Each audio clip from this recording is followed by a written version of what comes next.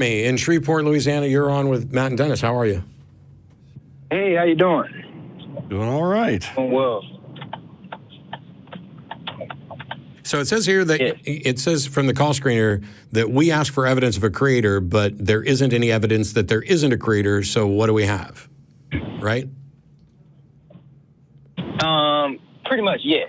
Yeah. Start there. So we're not sitting here saying there is no creator and we have evidence for it. Right. People are telling us that there is a creator, and then they are failing to produce the evidence to justify their claim, and so we're not going to believe it. Right. Okay. Yeah. Which I personally, I agree wholeheartedly with that statement. What you just said. Okay. I don't know if there is a creator, but I don't want to be wrong if there is, you know? Okay, so let me ask you this, Jeremy. Which creator do you believe in? I don't believe, I believe that, I don't, that's the thing, I wouldn't say that I believe in any just... Then if there is one, if there is a creator, how do you know, and you don't believe in one, then wouldn't you be wrong? If there is a creator and I don't believe in one, would I be wrong? Yeah, you said you didn't want to be wrong, which is why you were believing. Mm-hmm. So which creator is the right one to believe in, and how would we know? The right creator to believe in would be, based off of my understanding, would be the creator that whoever created this earth. Whatever created this earth. Okay, all you did was argue in a circle. Well, I'm not arguing at all. I'm just answering the question. Sure, fine. You didn't answer the question. I said, which creator do you believe in? And essentially you argued we should believe in the creator. Well, that's the thing. When you say which creator, that would say that there's multiple creators, right? No, I'm saying there's multiple possible creators. How do you know which one of them is real? I don't, that's what I'm saying. I don't believe in there's multiple possible creators. You don't? If there's a creator, there should only be one creator. Right. That's about what is actually. So there's Yahweh, there's Allah, there's Vishnu, there's unknown, unnamed. There's thousands of proposed beings that are potential creators according to the religion. Saying which one? Which one is the right one? Which one is it? I don't believe in any of those. Okay. What if Vishnu? Let's go with Yahweh. What if Yahweh is real and you don't believe in him, and you said you didn't want to be wrong? Well, I definitely know that Yahweh isn't the creator, just based off of the etymology of that word. Okay. Yahweh. No. This is really bad, Jeremy, because the etymology of the word can't in any way prove that the entity behind it doesn't exist. That just doesn't follow. That makes logical sense. Okay. Now, here's the other thing. You're concerned about not believing. You're listed here as a theist, as somebody who believes there's a God. And when I asked you about it, you said you didn't want to. You believe because you didn't want to be wrong in case there was one. And this is a version of Pascal's wager. Well, no. It's more so. It's more so. I actually more so feel how you guys feel. We don't know if there is a God. All we saying is there's no evidence. The evidence that I say that I believe in is there has to be something. There has to be something, because if just like we created the car, there had to be something that created the earth. What created the earth? Physics. Oh boy. Well, how did the earth come? Yeah, Physics. Physics, right? Who created physics? Physics. Well, why would you say who created physics? Do you have any reason to think that physics was created?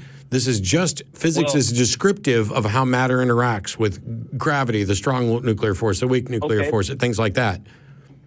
Okay. So why didn't physics? Okay, but just like, all right, I'm gonna use the example of the car again. We created the car, right? We used the technology. We used technology and knowledge to create a car.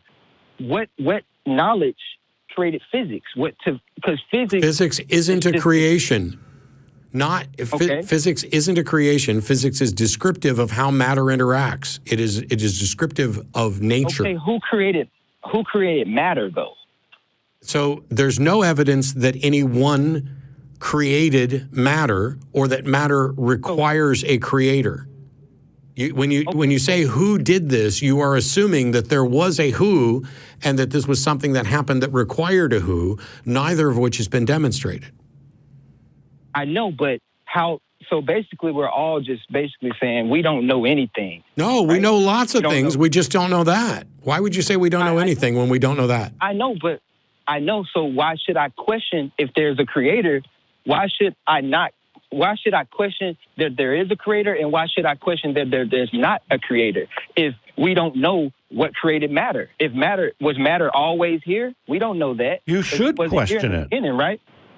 Exactly. That's what I do. That's why I'm here. I'm questioning it. So I'm just trying to see if you guys have a better answer than I do. No, we don't have an explanation for the origin of the universe, and so far as we can tell, neither does anyone else. Right. Exactly. So that's it.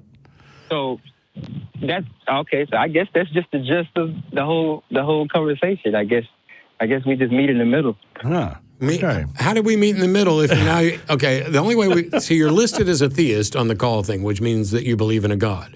But now you're saying you don't, and now you're saying that you agree with us, and now somehow you're saying we've met in the middle. The middle of what? Nowhere? Well, you guys have to believe in something. So I believe in lots of things. Yeah. Okay. So do you believe do you not believe that there's a God? Correct. I don't want to use the words God.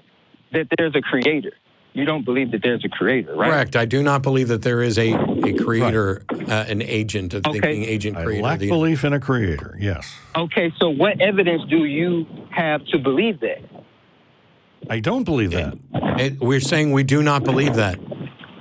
I know. I'm saying what evidence do you have to not believe? No. You don't need evidence to not believe. Do you believe that Bigfoot's real? I don't know if Bigfoot's real because I don't have any evidence of that. Okay. Are you convinced that Bigfoot is real? I wouldn't know because I never met Bigfoot. No, that's not what I asked. Answer the question I asked. Huh? Are you convinced that Bigfoot is real? That's a yes or no question. There is no other option. Yes or no are the only options.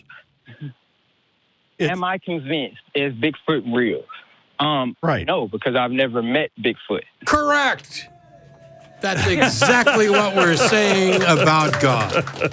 Okay, so I get you. So you're saying I never met God, so I don't believe that he's real. It's not a met thing. Met is the evidence. He's never manifested himself in your life. I have seen insufficient evidence to warrant accepting that there is a God, just like you have seen insufficient evidence to warrant accepting that there's a Bigfoot. Got it. Right. Okay, so so based off of that understanding, we don't know if there's a God because you've never met him. Right, and we're not making a statement about objective reality. We're making a statement about our own subjective belief. Is there a belief in God in my head? And I can say, no. I know for a fact that there's no belief in God in my head. So one of the next common questions, Jeremy, is, well, if you're just not convinced that a God exists, why are you sitting here doing a TV show arguing with people about it? And the answer is really simple.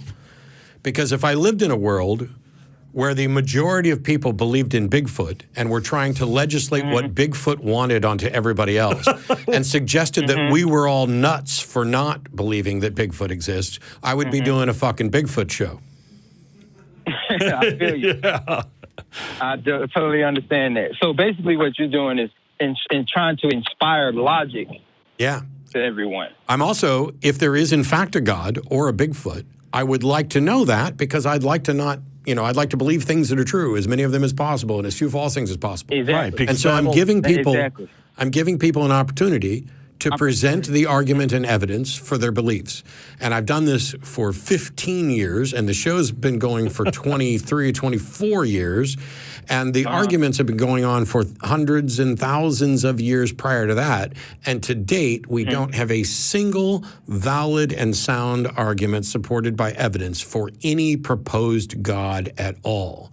Now, while that doesn't prove that there isn't a God, it certainly is a strong inductive indicator that there's probably not. Okay, so we should. All right, so because I'm just asking questions, I didn't really call to really argue anything. No, it's all good. You're good. I'm a truth seeker. So with not understanding, with the understanding that basically, hey, I don't believe in God because there's no evidence of him, right? Then my next question is how like, well, I guess we don't know because we don't know how the earth got here or right. We do have a pretty good understanding of the formation of the earth, or at least a potential candidate. We don't have a time machine, but we understand. For example, we understand the accretion disk from stars and the material that's out there can form planets. We've observed all the factors of this. We just don't have a time machine to go back and watch ours. But okay, so all right. So when you say planets, all right, this is another thing. Yep. Because I don't feel like we have logical evidence to believe that there's a such thing as planets. I believe, like let's just say it like this. Oh my I God. believe that I believe the Earth is the only thing that exists. It is our universe. Then what are those lights in the sky? Did we not go to the moon?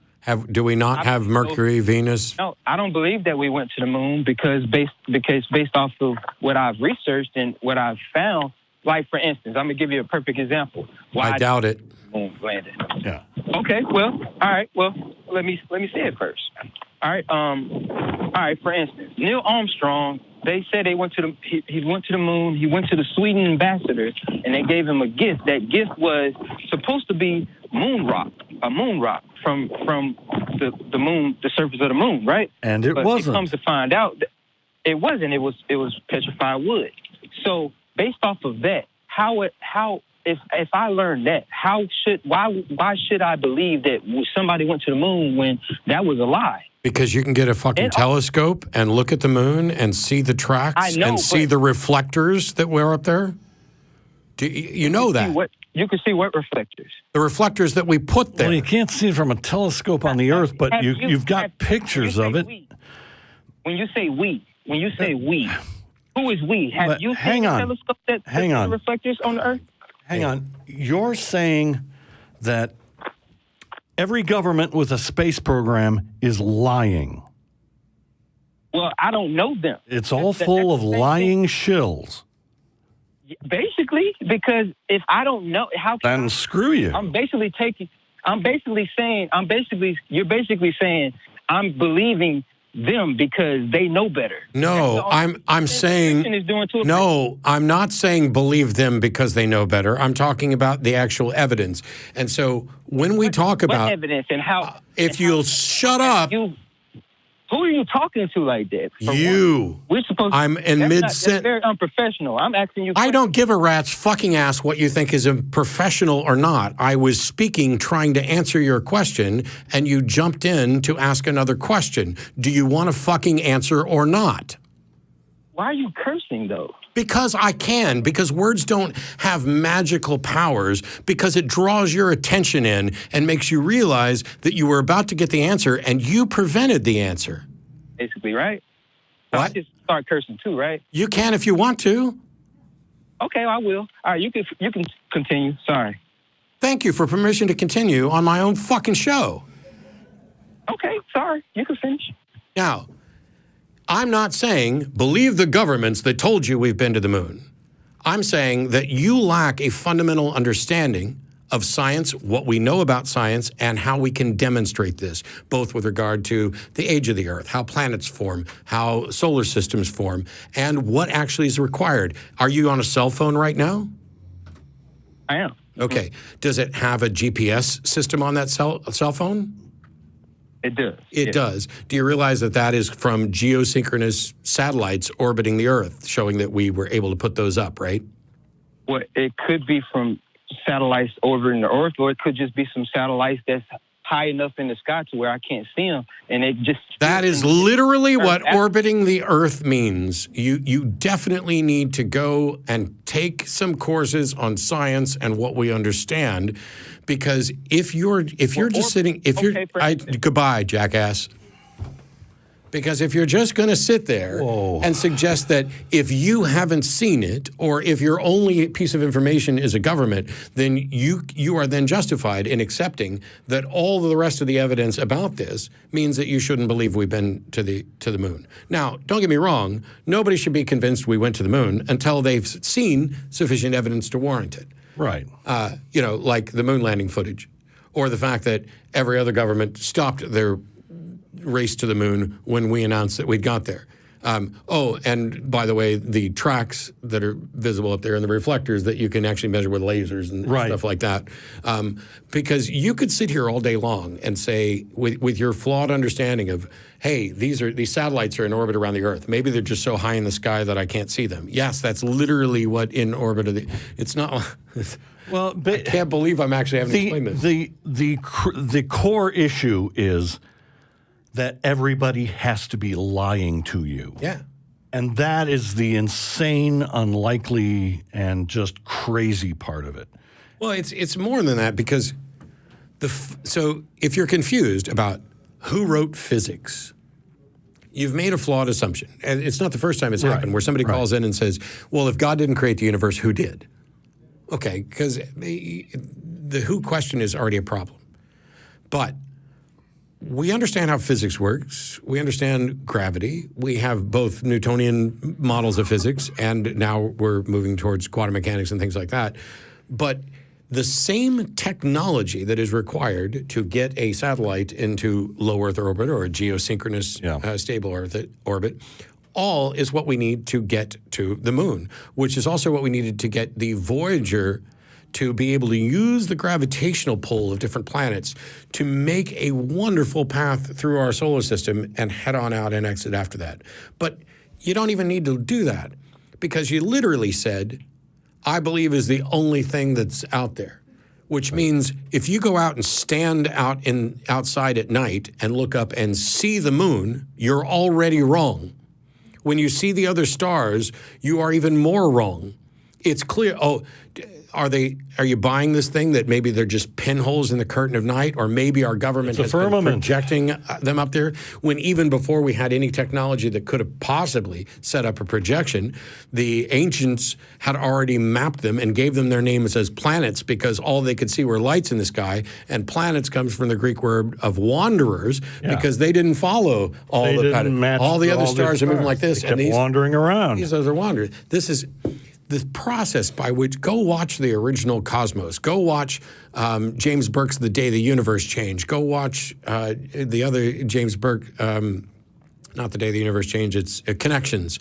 Watch those, and then open a science book, and then figure out how we can know and understand these things. Because while I am no expert at all on anything scientific, and before this show, I would have said I had just a baseline rudimentary understanding of science.